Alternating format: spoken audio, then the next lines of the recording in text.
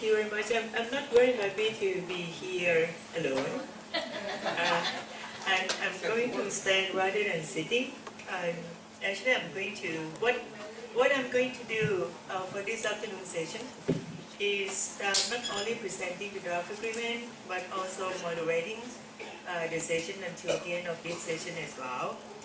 In the program, we were supposed to have a film show, a documentary about life and rise of the workers, prepared by the Law Reform Commission. But since we are a bit behind our schedule, so we skipped that part, but we promise that we'll be showing that later, maybe by the end of this session. I guess many of you will remain until the end. And I will be spending maybe about 20 minutes or so to present the draft agreement, which is the result of the works of the whole subcommittee. Not any particular person, so credits go to all them, or all us rather, at the Law Reform Commission. I just want to start by saying a few things based on what we listened and discussed this morning. The first one, just want to say that for me, and I guess for all of us, no human is illegal. We were talking about undocumented migrant workers, or some people use the term illegal migrant workers, but I guess all of us, including myself, believe that no human is illegal. The very fact that especially migrant workers enter into any particular country illegally does not make them illegal as human beings. So I just want to make this point very clear. And I think this is the emphasis of what Suntri was saying this morning. Secondly, the regional standard, as I mentioned this morning in my intervention, should serve as the basis, which will be served as the basis for bilateral agreement. I think some of us, one of the presenters was raising concern about many countries in ASEAN tend to go for bilateral agreement. And we really hope that this agreement, once enter into force, will be serving as a basis for bilateral agreement, which means that if they have bilateral agreement, the standard should be the same as regional standard. And of course, regional standard cannot go below international standard. That's my second point. The third point is actually about the basis of this draft agreement. The basis for the preparation, of course, we uphold international labor standard. We also look at the existing regional standards, which are mainly in the forms of declaration, and the result of the study that we did and presented by Mel this morning. I just want to also emphasize, in order to respond to the few questions this morning again, that we are quite ambitious in the sense that we want to go further than ASEAN themselves. If you look at the documents in ASEAN, most of them refer to or deal with migrant workers. But we want to talk about the promotion and protection of the rights of workers, all workers.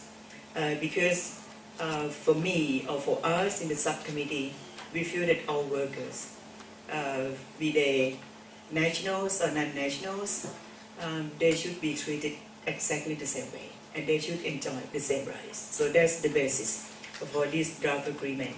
We are not focusing on migrant workers, although this morning during the opening, I think the few speakers were mentioning about migrant workers only, but as I mentioned, I want to emphasize that this is about the workers, not just migrant workers. This draft ASEAN agreement will be different from many other ASEAN documents in the sense that we are hoping to have a legally binding document, no longer declaration, because there are too many declarations in ASEAN.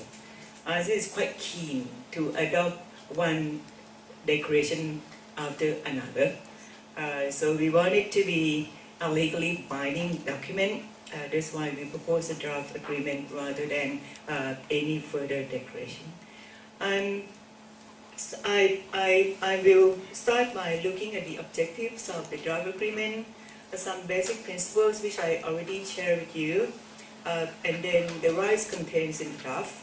I may emphasize more on not about state obligations that we all know already, at least generic obligations, but monitoring system, which is, I guess, that is the key when we have any legally binding document. We need to make sure that there will be an effective monitoring body, monitoring system, and some other provisions.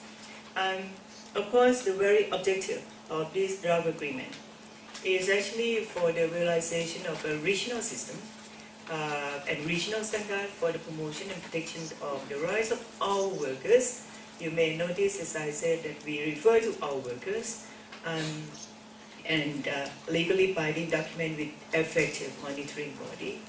And these are the objectives of the draft agreement. Not only to have standard, but also to ensure that there will be a regional body and effective implementation of the standard. By the way, I forgot to mention one thing, and I should thank our colleague from ILO, who in the last consultation, sorry to break a bit because I just noticed that I didn't mention that. In the last consultation, we got Kun Alan from ILO, be one of our speakers, and he was giving comments on the draft agreement already in the last consultation. Kun Alan and maybe his whole team at ILO was kind enough to come up with the written comments. Some comments are quite strong. But I see it as very constructive and straightforward comments, and we definitely will take into consideration, because as I've mentioned that we don't want this to be misleading and misled and to be misunderstood and up to international standard. I already mentioned the basis for the draft agreement, so I'm not going to repeat. But then, if you look at the draft agreement that all of you have in your folder already, you may notice that the draft agreement is divided into different parts. The first part includes preamble, definitions, and general principles. Actually, some of the comments made not only by ILO, but by a few of us this morning could be dealt with by looking at the definition, by enlarging, expanding definition. For example, if you feel that the definition currently does not or is not inclusive enough to include, for example, those working in entertainment sectors, those in informal sectors, then you could look at the definition of the term workers there. This is just some of my comments and general principle. Part 2 of the declaration, of the draft agreement is about the contents of rights of workers, including migrant workers. If you look into detail, then you see that Article 16, although rights of migrant workers are mentioned in a few provisions before on top of Article 16, but you have Article 16 in particular dealing with the rights of migrant workers. But of course, all other rights are also applied to both workers and migrant workers. And then, so these are the rights contained, ranging from decent work and employment, association and collective bargaining. By the way, if you look at the ASEAN Human Rights Declaration, in the ASEAN Human Rights Declaration, right to association was removed from the current version that you see. Social security worker, women worker rights, child labor, nationality, health, training, education, right before the law, which includes equality before the law and legal aid, legal remedies, compensation, housing. right to file family, freedom of movement, and as I mentioned, rights of migrant workers. So you have, I'm not going into detail, but as I mentioned that the content of rights that I was just mentioning are actually not only apply to workers or migrant workers, but all of us who are workers in many ways, in one way or another, are entitled to those rights as well. But what is more important is actually about implementation, reporting. I just want to highlight about implementation here, that not only we are expecting that the draft agreement will be adopted by the ASEAN member states, will be ratified, not only adopted, but will be ratified, but will be also properly implemented in some sense. First of all, making sure that provisions will be properly incorporated in national laws. If national laws are not comply with regional standards, then national laws will have to be amended. Secondly, having a monitoring body in the form of a committee. What is peculiar with this committee is that is because this committee will be empowered to receive communications, to receive complaints on the violations of human rights of the workers. So that is quite, so far you don't have that kind of body in ASEAN. Although you have AISHA, you have ACWC, ACMW is not empowered to do that. AISHA and ACWC do not have monitoring power, although they are Human Rights Commission, but they could not receive complaints. So we want to see the committee, which will be monitoring body of this particular agreement, be able to receive complaints and dealing with investigating on human rights violations. We also want to see that the state party will be complying with the standard set forth by submitting reports initially during the first 2 years, after the first 2 years, and then after that periodic reporting system every 4 years. Of course, the committee will be reviewing the report, get back to the state member. You also have rights and duties of the committee, which you see the detail in the draft agreement already, and communications. Actually, one of the comments made by our colleagues from ILO is that, and I want to clarify here if some of you have read the comments already, is about exhaustion of domestic remedies. And I just want to clarify here that exhaustion of domestic remedies, available remedies at national level, is one of the standard conditions for any regional or international bodies to look at. If the cases are still at national level, they are not allowed to receive. So this is the internationally accepted standard, and we are not going out of that standard. Although I completely agree with you that many times if we have to wait until the exhaustion of domestic remedies, it will take some time. But if you look carefully, the clause on this particular the clause dealing with this actually gives some rooms for exception as well. For example, if the so-called national remedy takes too long, then some regional bodies have actually rights and duties to accept without having to wait until the national remedies is exhausted. Then two other things that I just want to highlight from the draft agreement is actually about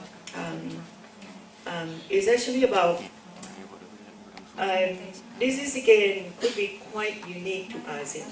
Use the term unique because so far for ASEAN to adopt any documents, it needs all 10. Although ASEAN has been applying what they call the ASEAN minus formula, What it means by ASEAN minus formula, it means that it doesn't need 10 countries to come together. Some may not be joining, but may be joining later. This is what we call ASEAN minus formula. This particular agreement will enter into force after the 5th ratifications. So it means that if half of ASEAN member states become party to the agreement, then it is considered as entering into force already. As I said, if you look at this particular provision, you see something different from the usual ASEAN practice there. We know that this is quite ambitious, but if we wait for all 10 countries to ratify this agreement, I guess we may have to wait for long. I'm not quite sure if I can see it in my lifetime as I'm getting older and older.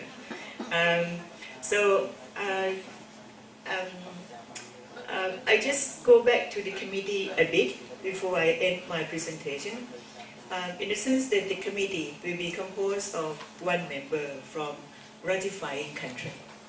So the country which has not ratified the agreement will not be sitting in the committee, which is quite normal, I guess. You cannot sit in the committee without ratifying the agreement. That is common practice.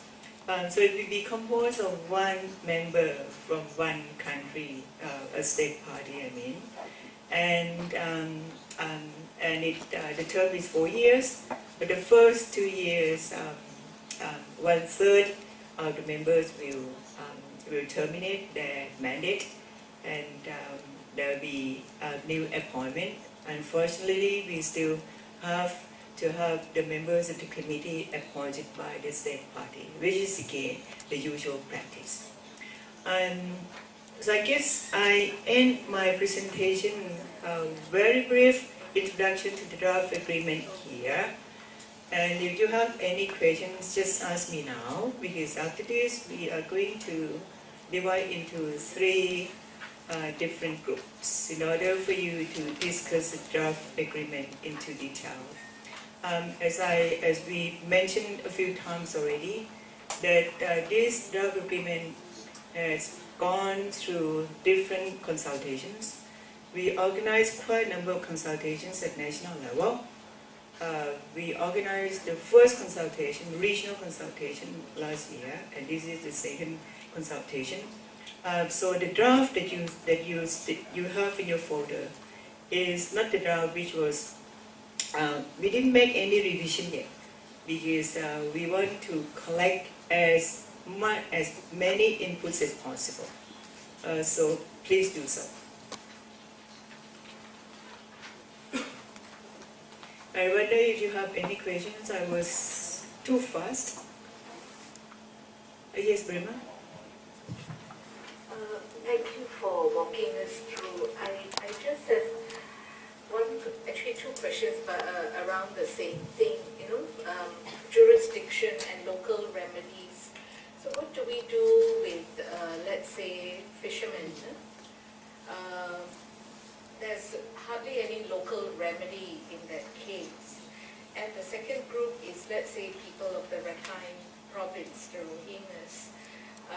There's a huge displacement issue, yet they are in many of the ASEAN countries. Local remedies will never apply in a lot of ways. So has that discussion come up, and if so, what was the general thought around that? Yeah. Wow. This is I guess the most difficult question that we received so far, Brema, because you are dealing with stateless persons, Rohingya in this case. Actually, Rohingya is not only the stateless person group in South Asia. There are many others. In Thailand, we have 500,000 stateless persons in our country. So I guess this is the question that we may have to look at the draft agreement, whether or not it deals properly this group of persons who do not belong to any state. The second one, fishermen.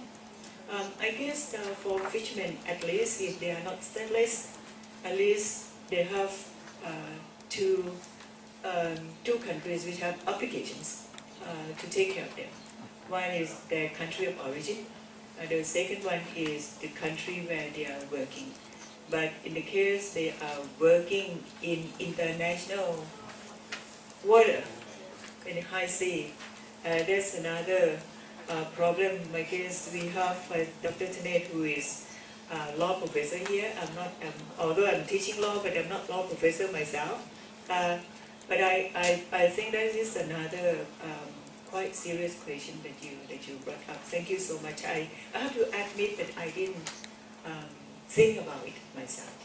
So I'm sorry that I could not answer to your question. But please look at the draft agreement if it is inclusive enough. Any other questions?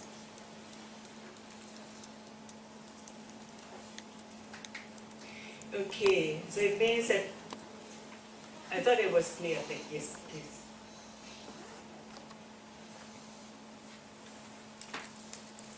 Good afternoon.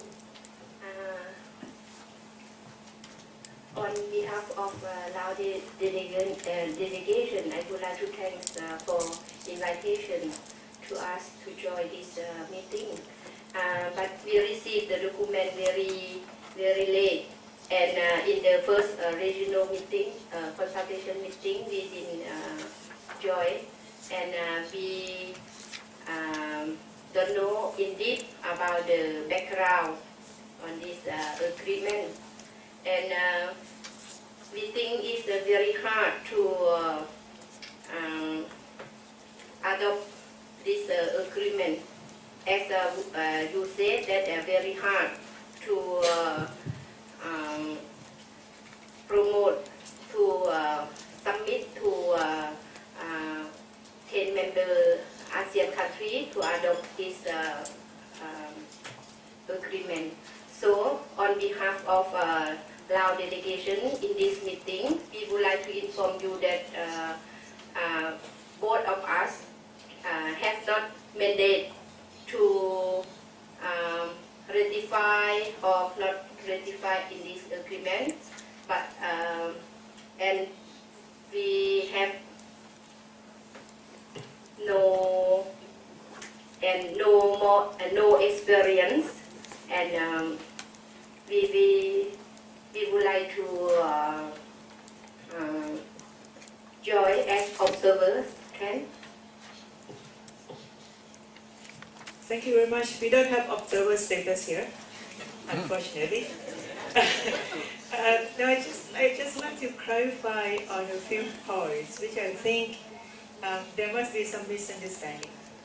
That we are here as members of civil society groups. And in my understanding, in our understanding, members of civil society groups do not need mandate from the government. The first point I just like to make very clearly. Second one, we are not asking you to adopt this document. We are asking you to give your inputs, looking at the contents of the document and giving your inputs to us so that we could actually revise, we could improve the document. This is for the sake of improvement of the document, in order to make sure that once this document is finalized, it's good enough to submit to the respective governments. We are here, we don't have any mandate to adopt this document because we want it to be the document which will be adopted and ratified by ASEAN member states, not by us. So, my second point. The third point, actually, many of us just received the document today, this morning, many of us, or it was sent, I am not quite sure whether it was sent with our invitation. So it was sent to you already. we were expecting you all to study before you come. And if you did have time to study before you come, at least I expect you to study at least from this morning. So, please go through, read it very quickly. It's nothing so special in this particular document anyway. So I guess I addressed your concern. Is it clear enough? Yes, but actually in our country is there is a Ministry of Labor. They work responsible in this topic. For my side, we are responsible for development and protection of the rights of women. So maybe we can share on this article. Yeah, thank you so Yes. much. Yeah, thank you so much Yeah, indeed. thank you. Because, as I said, we are dealing with rights and life of workers. So in the group, you can share with us how the rights of workers in Latvia have been protected, for example. You are not committing anything at all here by giving us inputs. So please be assured. Any other concern or questions? If not, just want to emphasize that we are not representing any government here. Yes? One more question. Yes? I would like to more understand how about the process to submit this agreement, because we are not government, yes. So all ASEAN document have to adopt by ASEAN state leader or in the ASEAN summit something. But this document how to adopt. Very good question. We'll be discussing about that in the last session, which is about ways forward. But I can share with you that our plan is actually to submit this document through our respective Ministry of Labor. So once we are happy with the improved document, which is actually, that is part of our advocacy in order for us to have the agreement regarding to the protection and promotion of the rights of workers. So the document will be submitted to respective labor ministry in all 10 countries. Of course, we are hoping that they'll be discussing among them.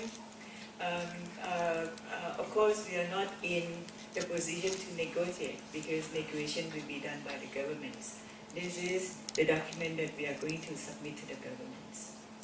And I hear that the ASEAN sectoral body, they just still draft the declaration on the ASEAN declaration on the promotion and protection of the worker and instrument there. Yes, They still work, not similar, not you already not have, the same. yeah, you already have in ASEAN as already presented by a few of us this morning, that in ASEAN you have the ASEAN Declaration on the protection of the rights of migrant workers. As I had mentioned earlier, that most of the documents in ASEAN target migrant workers, but this document target every worker, not just migrant workers. Okay. Secondly, we all know that the ASEAN Committee on the implementation of the ASEAN Declaration on the protection of the rights of migrant workers, they were tasked to draft or to come up with the ASEAN instrument. What it means by ASEAN instrument here, you already have declaration, but declaration is not a legally binding document. An ASEAN instrument, in terms of law, ASEAN instrument means that it will be a legally binding document. So that particular committee was mandated to come up with an ASEAN instrument for the protection of the rights of migrant workers. But as I mentioned, that we want to make sure that all workers, regardless wherever they are, will be protected. We know what ASEAN is doing, and we also know what we are doing.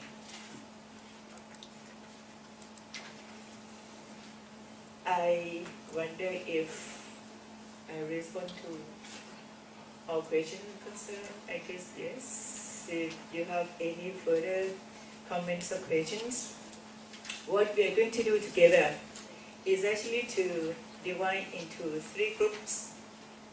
I'm suggesting the following. First of all, those who come from the same countries, please sit in different groups. For example, we got 2 from Laos. Then please, one of you sit in one group. So make sure that in one group we have people from different countries. We are from 9 countries here. We don't have anybody from Brunei, unfortunately. But that is the usual unfortunate that we always face. We have so many Thai participants here, so please divide among yourselves that you'll be sitting in different groups, but making sure that we are not dominating other people in the group because of higher number. So this is the first suggestion that I would like to make. Second suggestion, you are coming from different. Actually, you are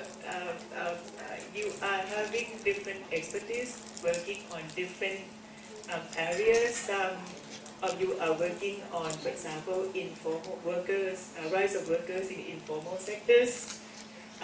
And some others may be coming from trade union or from formal sectors, if I can say that. So please make sure that I'm not quite sure, try to have the mixed expertise in one group, if it is possible.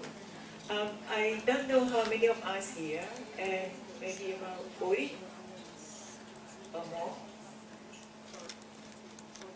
About 40. So each group will be having about 10 to 15 members. So you'll be working on the same, actually on the same questions. So if you are not sitting in one group, at least you know that you'll be working on the same questions, and these are the questions. So the first, not questions, but these are something that we are expecting you to work on.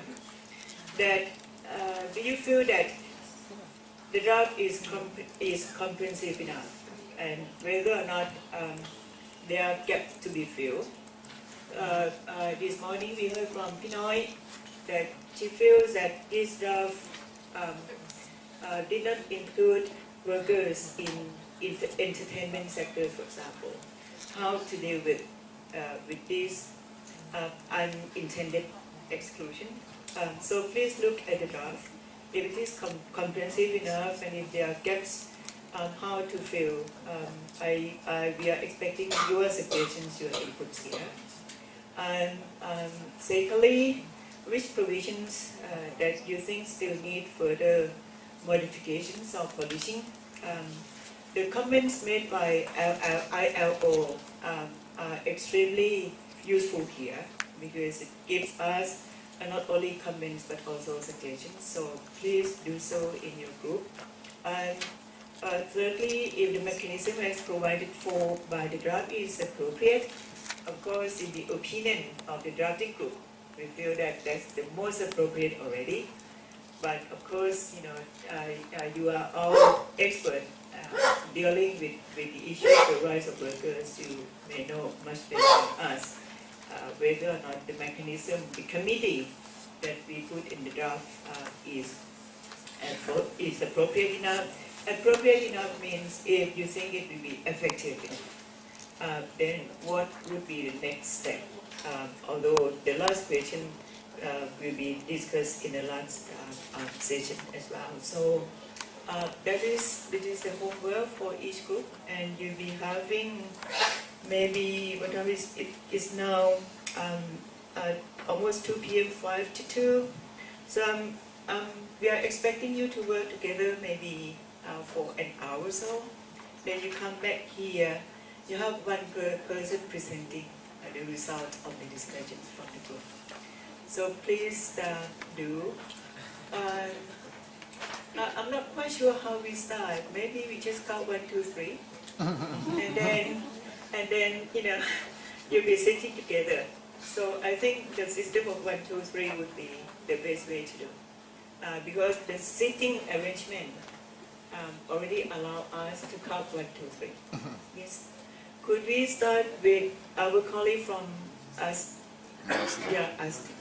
One, Yeah, one. 2, 3. One, One, two, three. one,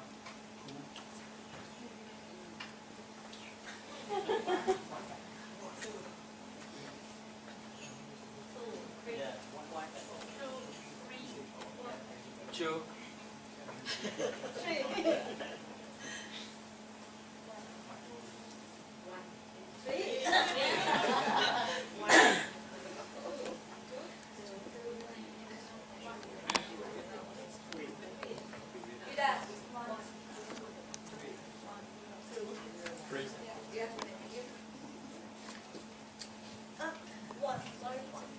Yeah, those who are sitting behind.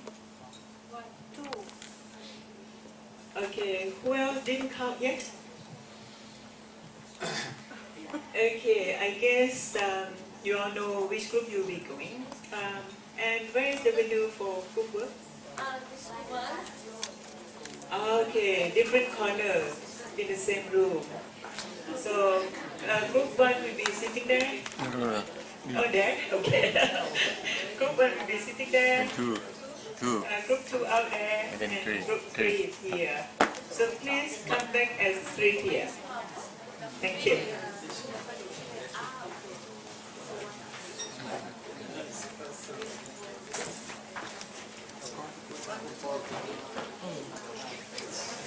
Do you submit suggestion recommendation? Okay, later, later. We need for your suggestion.